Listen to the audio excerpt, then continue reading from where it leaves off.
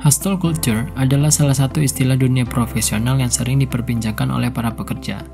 Istilah ini mengacu pada budaya kerja di mana karyawan mendorong diri mereka untuk mencapai kesuksesan. Tak jarang, prinsip kerja ini secara tak langsung memaksa karyawan untuk mendedikasikan diri guna mencapai kekayaan dan kemakmuran secepat mungkin. Fenomena hustle culture sendiri umumnya berlaku pada angkatan kerja dari generasi milenial dan generasi Z. Namun, apa yang sebenarnya dimaksud dengan pola kerja tersebut? Apakah ini benar-benar efektif untuk diadopsi dalam kehidupan profesional?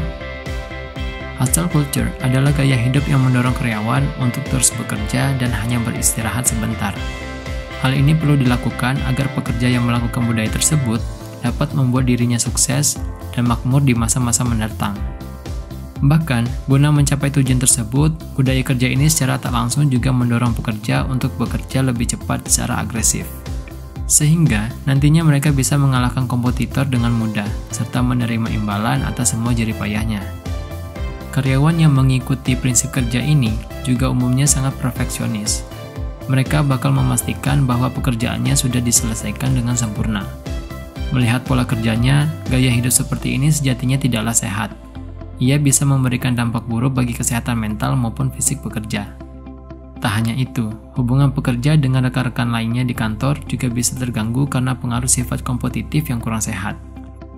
Adapun beberapa ciri-ciri hustle culture adalah selalu memikirkan pekerjaan dan tidak mempunyai waktu santai, merasa bersalah ketika istirahat, memasang target yang tidak realistis, serta mengalami burnout atau kelelahan bekerja, hingga tidak pernah merasa puas dengan hasil pekerjaannya.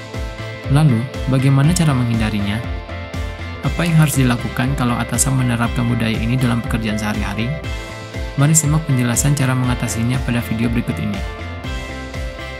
Pertama, merubah mindset tentang pekerjaan. Tidak bisa dipungkiri bahwa sebagian besar orang mendedikasikan dirinya untuk bekerja dengan totalitas. Padahal, ada banyak hal lain yang harus dijalani di luar kesibukan bekerja. Sebagai contoh, mengurus keluarga atau rumah tangga, berkumpul dengan teman, melakukan hobi, dan sebagainya. Oleh sebab itu, cara pertama yang harus dilakukan untuk mengatasi hustle culture adalah kita harus mengubah mindset tentang bekerja, di mana kita bekerja untuk hidup dan bukan hidup untuk bekerja. Sebab ada banyak hal yang harus kita lakukan dan kita nikmati di luar sana. 2. Berhenti membandingkan. Salah satu penyebab seseorang tanpa sadar terjebak dalam hustle culture adalah karena kebiasaan terlalu sering membandingkan pencapaian diri dengan pencapaian orang lain. Apalagi, mudahnya berbagi dan mendapatkan informasi dari sosial media semakin membuat kita mudah melihat pencapaian orang lain. Ada yang sudah sukses di usia muda, ada yang mampu jalan-jalan ke luar negeri, ada juga yang sudah mampu membeli mobil dan rumah sendiri. Hal ini terkadang membuat kita merasa terus-menerus kurang, sehingga kita juga berpikir harus bekerja lebih agar bisa seperti mereka.